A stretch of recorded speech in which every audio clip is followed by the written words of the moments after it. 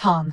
I think there's someone in my house. I always triple lock the door when I leave, but now it opens with just one twist. Lisbeth said in a panic. Without a word, Tom jumped up and he and Jeff rushed out together. While at it, Tom said, Lisbeth, don't go inside. Wait for us at the usual spot. I listened to his panicked voice and the hurried footsteps as they faded down the hallway. They had not even known each other for a month, and they already had a usual spot just for the three of them. I smirked and confirmed the earliest possible date for the marriage registration. The day I was discharged from the hospital, Tom and Jeff finally showed their face again. The two of them were on the rush. They constantly urged me to speed up my pace, so I kindly told them if they had something more urgent, they were welcome to leave first. Jeff grumbled at Tom with a gloomy face. Didn't I tell you to split up? Now Lisbeth is waiting for us, and if anything happens to her, you'll regret it. Tom shot back at Jeff, his eyes full of anger. Do you think I want to be here? Back then, they would have fought over who got to pick me up from the hospital. Now, I was nothing but a burden to them. I smiled and hailed a taxi from the street. Seeing this, they pulled me out of the taxi with annoyed faces. Joy, what do you think you're doing, huh? Lisbeth had organized a surprise party for you to celebrate your discharge from the hospital, they said. Without giving me a chance to refuse, they dragged me into their car. As soon as they closed the door, they immediately dialed Lisbeth's number and chatted animatedly with her the whole ride. I felt I had become invisible, so I closed my eyes to rest. Only when we reached the bar did I realize the so-called surprise for me was actually a birthday celebration for Lisbeth. With hands filled with beautiful wrapped gifts, Tom and Jeff hurried over toward her. Those were the same presents they had chosen for my birthday this year. Seeing that the gifts had a new owner and I had no interest in playing a supporting role, I turned around to leave. Suddenly, out of nowhere, a cat lunged at me. Without a second thought, I kicked it away, sending it flying with a yowl. Lisbeth, who was still wearing a party hat, stormed up to me. Joy, if you have a problem with me, just come at me directly. Why did you have to take it out on poor Lily? Asked Lisbeth. Meanwhile, the cat that was cradled in Lisbeth's arms let out a pitiful whimper as if it had been terribly wronged. Without any pause, Tom and Jeff immediately scolded me. Joy, we know that you're allergic to cat fur, but it doesn't give you any right to take it to Lily and Lisbeth. As he said that, Tom dumped an entire blister pack of allergy medicine into my hands. Maybe you should reflect on why you're the only one who is so sensitive to cats. I don't believe you'll still have an allergy if you take this whole pack. Did he actually expect me to swallow all those pills? I wondered. I quickly grabbed just one and forced it down. I told them one is enough. Hearing my words made Tom and Jeff became even more displeased.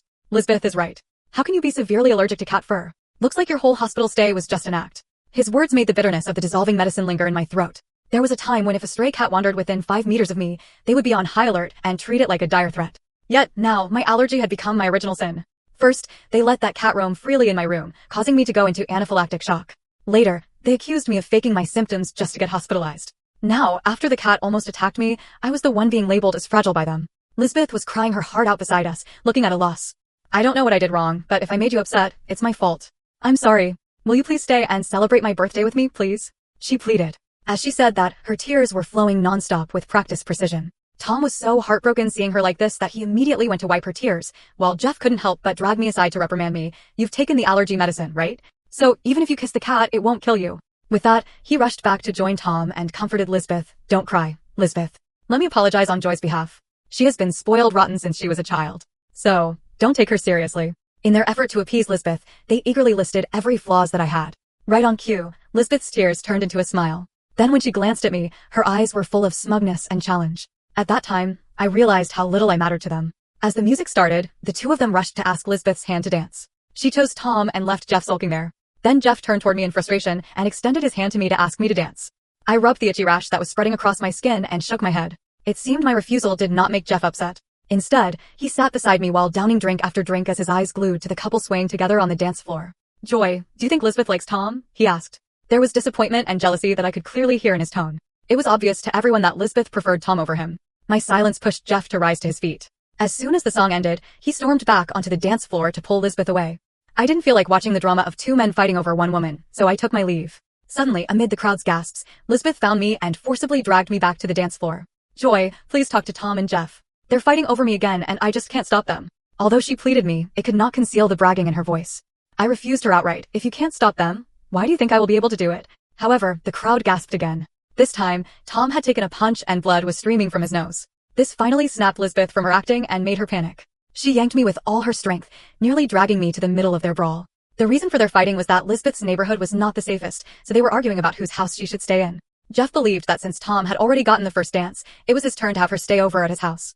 I had no desire to break up their fight, and it was a pathetic sight to watch. Yet, surprisingly, their heated argument turned toward me. With tears in her eyes, Lisbeth asked me, "Can I stay in your house?" What I mean is since you're allergic to cats, you probably haven't had time to tidy up anyway, why don't you let me stay here? Just then, Tom and Jeff, who were fighting harshly, stopped their fight and looked at me in unison. You know, Lisbeth has a point. Would you mind staying in a hotel for a few days, Joy? We'll cover all the costs. I considered it for a moment before suggesting, why don't I just sell the house to Lisbeth instead? It seemed Tom and Jeff thought I did not want to let Lisbeth stay. They were immediately gaslighting me by reminding me of how she had once saved my life. The onlookers who didn't know the full story joined in. They encouraged me to pay the favor. To pressure me into agreeing, both men handed me $300,000 in front of the crowd. It's only for a few days. Consider this money a rental fee, okay? At this point, it seemed inappropriate for me to refuse. Fine. The three of them immediately cheered, high-fiving each other as if the previous arguments had never happened. No longer looking at the three who continued to dance passionately, I went home to pack my bags. On my way back, Lisbeth sent me a message. Joy, I think that amount of money should be enough to buy your house, right?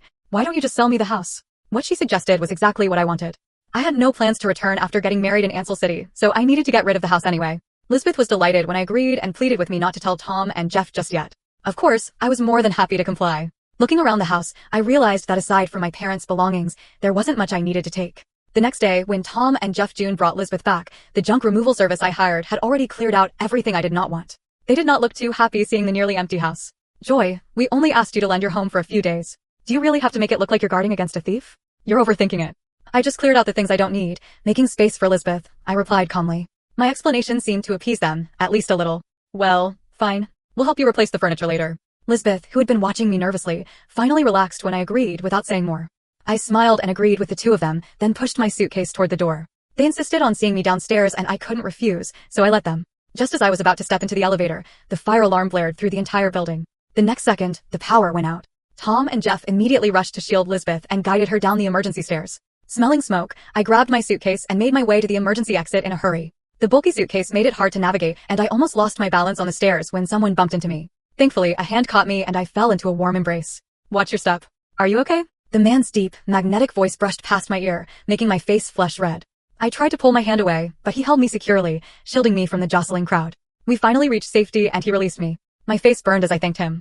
He looked at me intently. You don't have to be so formal toward me. After all, we're practically family. Startled, I looked up and found myself staring into his dark, obsidian-like eyes. Allow me to introduce myself, I'm Keith Adam, he added. My heart skipped a beat. So, he was the man my uncle had chosen for me to marry. However, hadn't my uncle said that Keith would not be back until tomorrow, the same day we were supposed to get our marriage license? Seeing my confusion, he smiled and said, when I heard you agreed to marry me, I wrapped up my work early and rushed back. I couldn't wait any longer to meet you. His voice, as deep and rich as a cello, paired with that gentle, indulgent smile, set off a spark in my mind. My eyes traveled all over his body several times, and the more I looked at him, the faster my heart raced. Damn it, uncle. Why didn't you show me his photo earlier? This man was everything that I've ever dreamt of.